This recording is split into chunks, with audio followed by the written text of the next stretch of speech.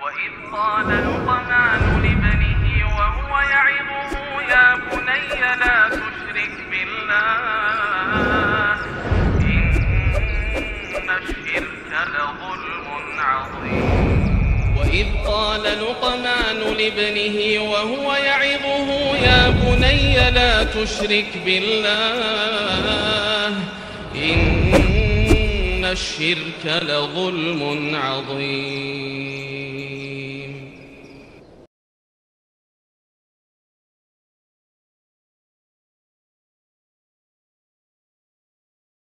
Yang keenam, ikhwah, ad-du'a wat tadarru'. Ini enggak kalah pentingnya, ikhwah. Senantiasa berdoa dan merendahkan diri di hadapan Allah Subhanahu wa taala. Lid-du'ai wal luju' ila Allah azza wa jalla maf'ulun 'azimun fi islahil aulad wa istiqamatihim 'alad din. Sesungguhnya doa pasrah kepada Allah ini merupakan faktor yang sangat kuat untuk memperbaiki anak-anak dan memberikan keistiqomahan pada anak-anak di atas agamanya. Doa, ikhwah. Ya. Fallah subhanahu wa ta'ala huwa malikul mulk. Allah subhanahu wa ta'ala pemilik raja di raja.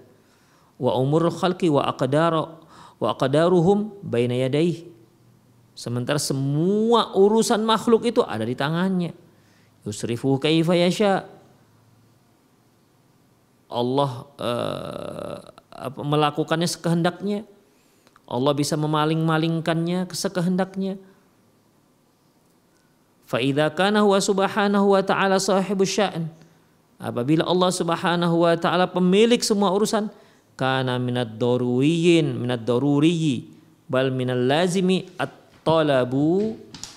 at-talabu minhu. Berarti sudah jelas bahwasanya kita harus minta kepada Allah, karena semua urusan itu ada di tangan Allah.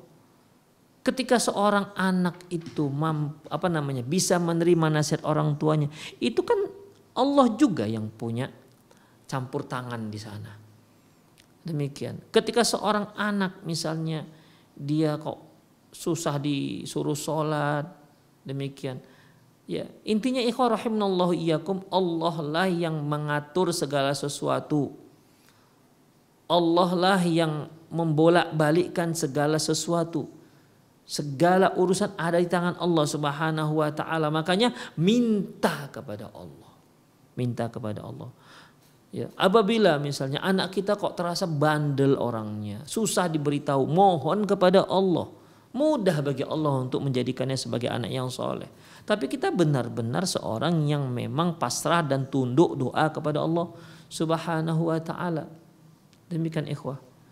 Waddu'ahu wa btihalu wal tija'u ilaihi raja'an salah dzarriyah wastiqamatiha fa innahu la yujad syai'un fid dunya aqarru wa ahna'u li'ainil mu'min min salahi ahlihi wa waladih.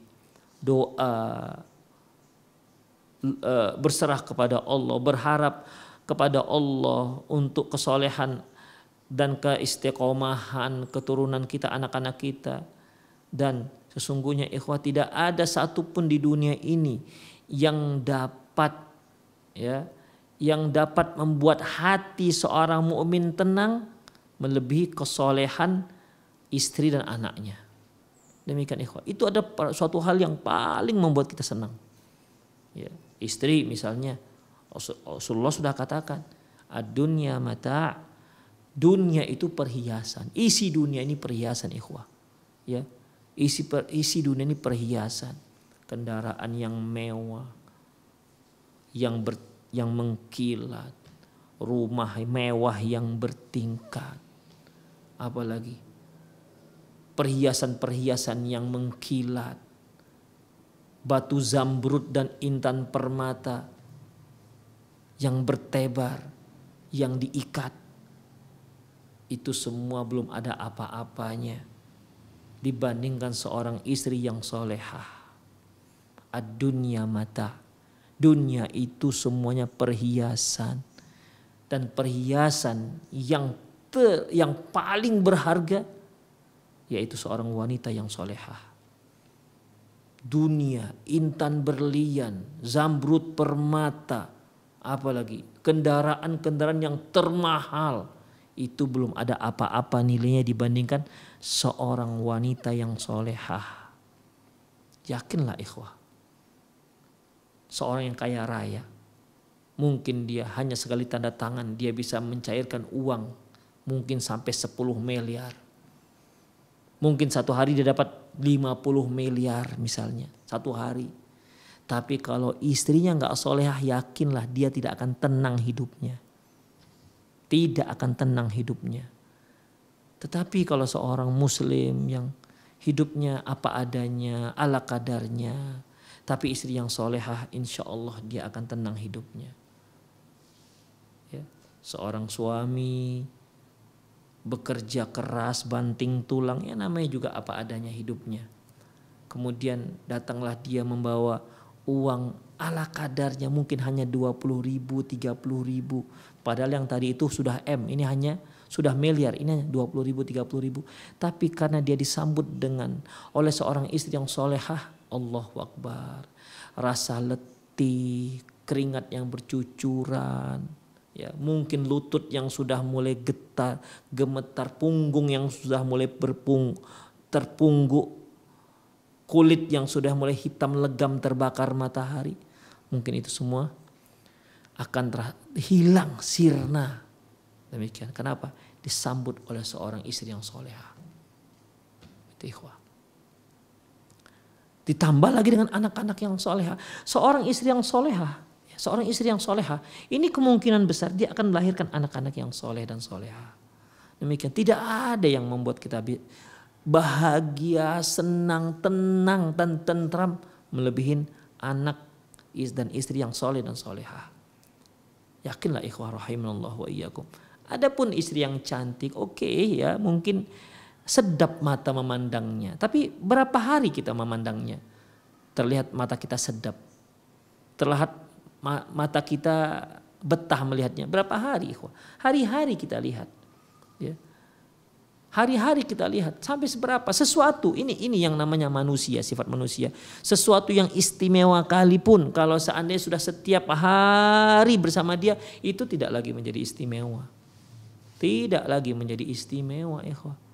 Istri kan cantik, jelita, putih, tinggi, semampai, kutilang, kurus, tinggi, langsing misalnya kan.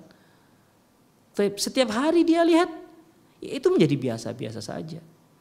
Yang tidak biasa itu dan selalu luar biasa adalah kesolehahannya. Demikian ikhwah.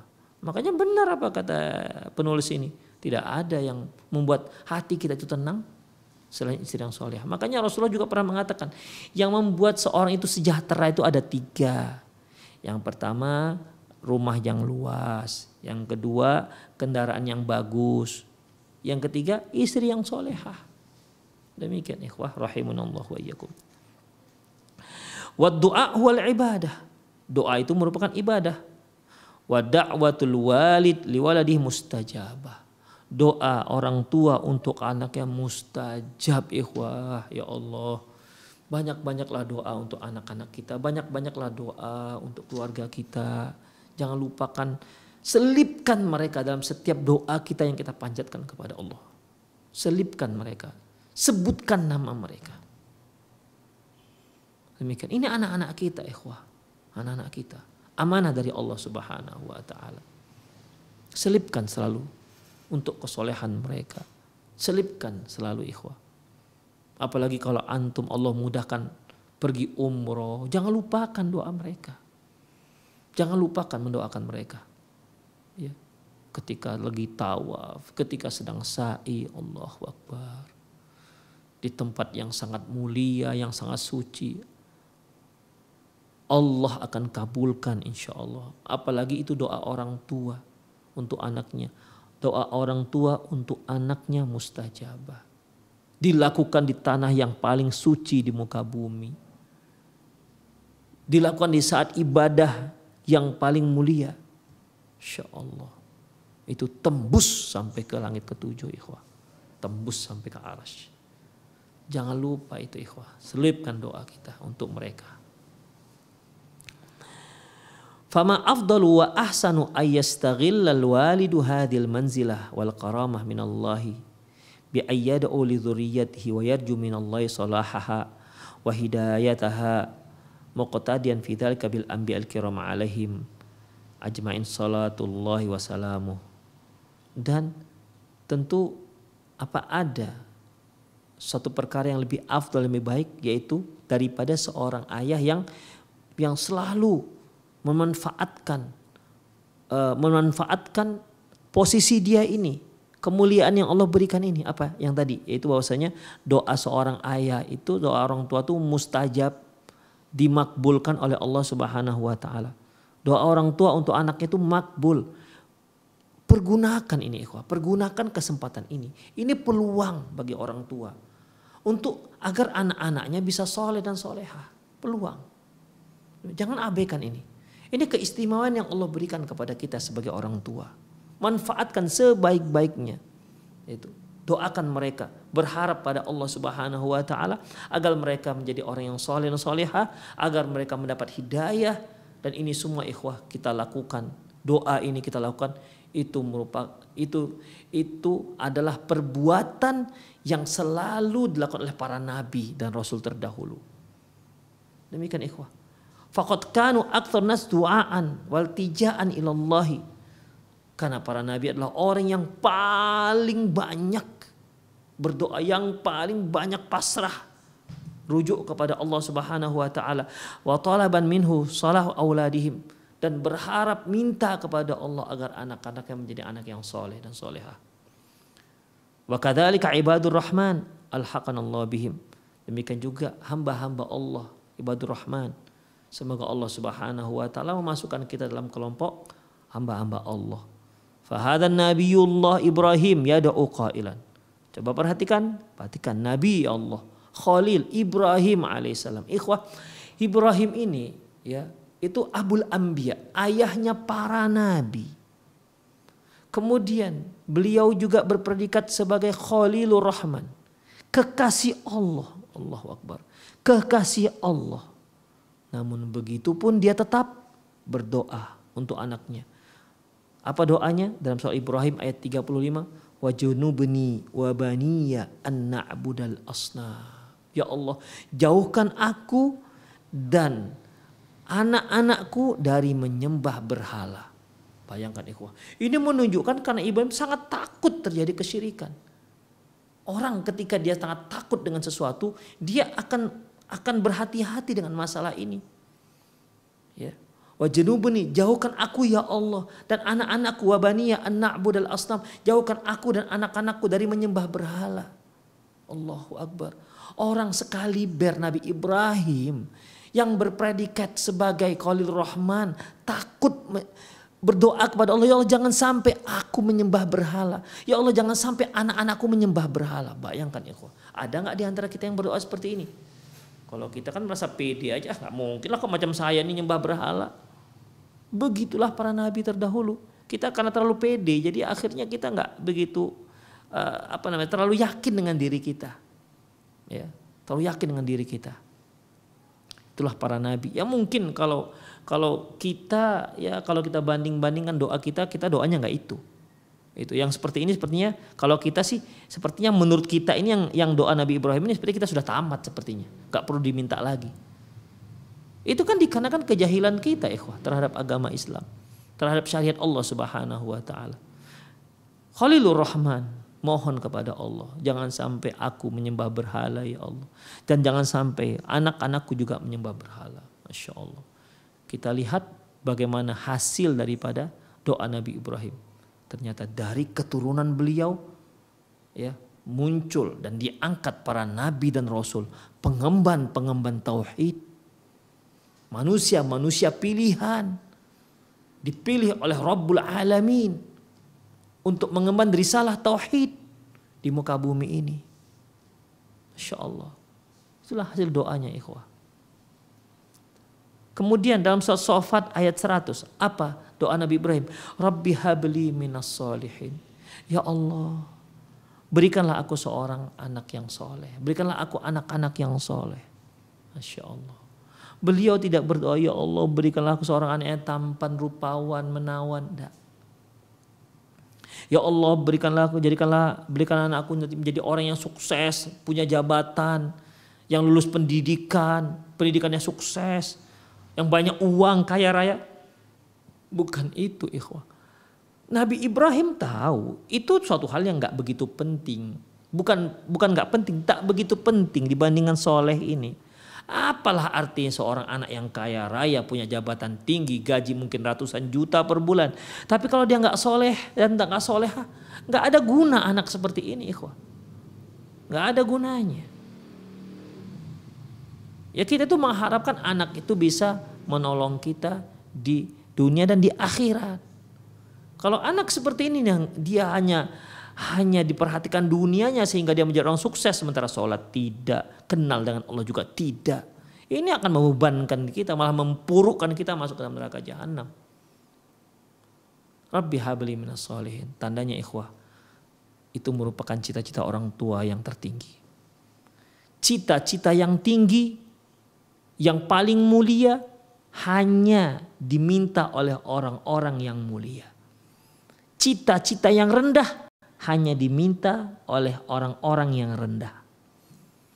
Mereka yang berharap anak-anaknya supaya sukses dunia, dapat ini, dapat itu, kaya raya, pedagang sukses, pejabat hebat, pejabat yang tinggi, gaji sekian, gaji ratusan juta atau mungkin miliaran gajinya, menjadi orang yang paling terhormat di muka bumi.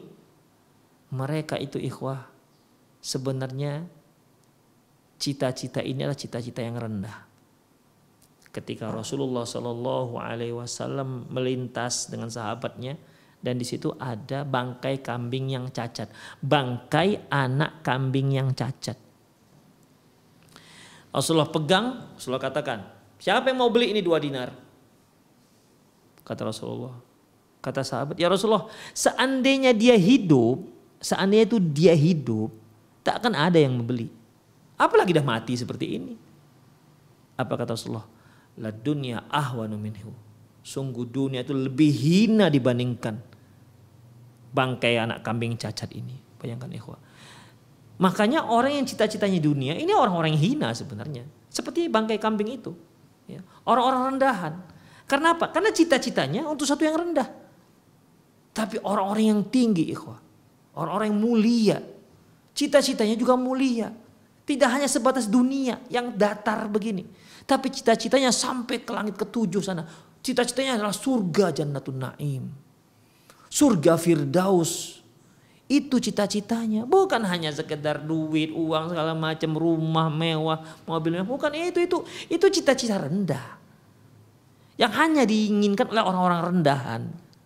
Demikian. Makanya orang-orang mulia seperti Nabi Ibrahim. Sampai dia disayang oleh pemilik alam semesta ini. Bayangkan ya. Kita saja kalau disayang kepala sekolah, Allahu Akbar, senangnya minta ampun. Disayang presiden, luar biasa. Ini yang disayang, yang menyayangi dia adalah Allah Jalla Jalaluh. Rabbul Alamin, pemilik seluruh alam. Makanya orang mulia, cita-citanya juga mulia. Apa itu? Kesolehan, minta anak yang soleh. Demikian ikhwah, luar biasa.